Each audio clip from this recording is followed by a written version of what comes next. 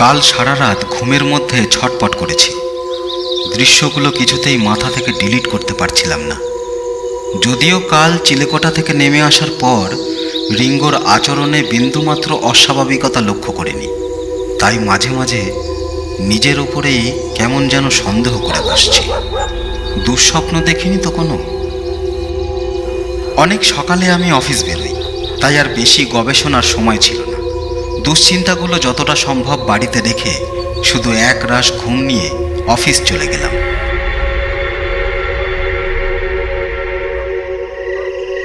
সন্ধ্যায় বাড়ি ফিরে আসার পরেও ফেলে যাওয়া দুশ্চিন্তাগুলো আর আগের মতো মাথায় চেপে বসতে পারল না, কারণ সব কিছুই আগের মতো চলছে স্বাভাবিকভাবে। রিমিতা চা বসিয়েছে, রিঙ্গো বই খাতা নিয়ে পড়তে বসেছে।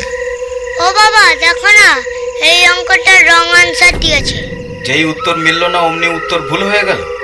কতবার বলেছি না উত্তর থেকে অঙ্ক করবি না। কোথায় দেখি? এই একটাই। এই দেখো, এই একটুতেই ঠোঁট ফুলে গেল।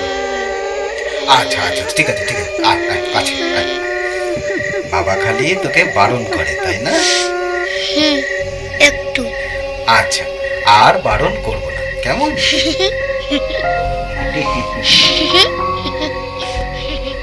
এই হাসিটুকু দেখার জন্যই তো আমার বেঁচে থাকা। এই তো আমার একমাত্র সবেধন নীলমণি। সেই জন্যই তো এত চিন্তা, এত ভয়।